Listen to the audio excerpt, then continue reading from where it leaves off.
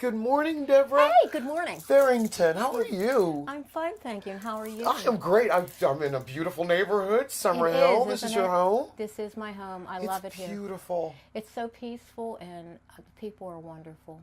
You know. Well, tell me about some of the great things about Summerhill. There's a mix of young professional couples. Okay. Some of them have young children, all the way up to teenagers. They're all so nice. I mean, and then there's the elderly, and we all look out for each other the way it used to be in the old neighborhoods. The old days, when we had morals. And we want to keep that going on. We want to preserve that atmosphere, but we want it to grow also. In the sense of growing, what do you mean? Well, we don't have a community center. We don't have any businesses, and we don't have a church. We have nothing in this beautiful, tight-knit community. We have to go outside of it, and we'd like to see some things develop, keeping the pristine qualities of the area, and incorporating the whole area together in a collaborative, and allowing people to own this community, not have to go outside of it for their services.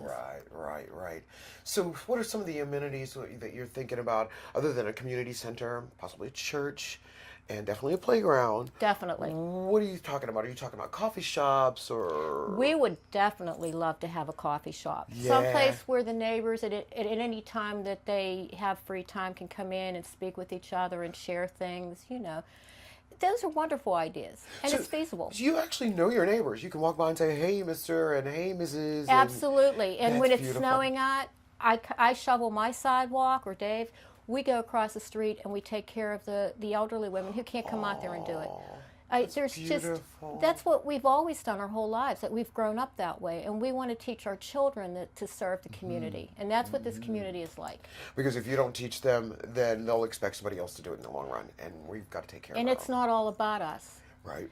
We are important, but how we serve our community is a higher calling. Yeah. Do you find that Summerhill is a diverse neighborhood? It is very diverse. And that's what I said. We have young professionals, young couples, single people, elderly people.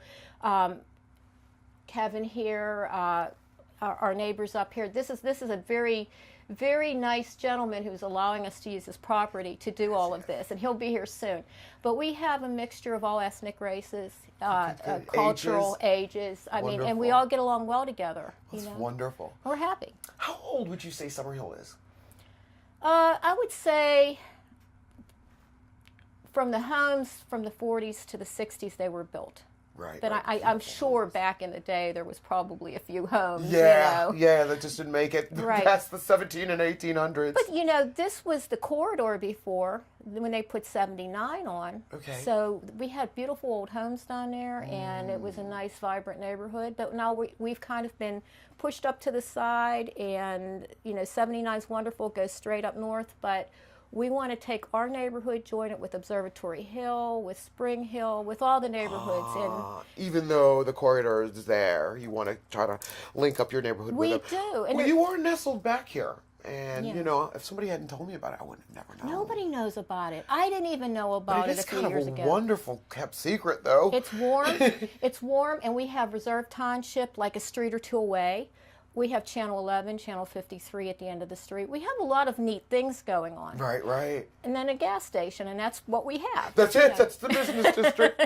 But that's okay, because you to me, I'm hearing that you have a real sense of community. Yeah. And I like that. I really do. And we have Northview Heights up here, and I'd like to see that open up. I'd like to see this whole place open up, and the only way to garner change is to make people own their area where they live and work with each other. I was going to ask you that. Do you find your neighbors are mostly homeowners or renters? Homeowners. Definitely. Yeah, definitely. You can Only tell by the lawns renters. are just beautiful. Yeah, We've got a lot of green I space, think there's a lot of good people out there that rent to take care of their places too. That doesn't necessarily bring a neighborhood down. I don't think so either, but I think that when I go through your neighborhood and I see how well the lawns are manicured and how well they keep their house, pride. There's just this very wonderful sense of pride in there. We take a lot of pride in ourselves and in our homes and how we treat each other. And if you had somebody that came out from Pittsburgh, never been here before, where is the first place you'd take them in Summerhill?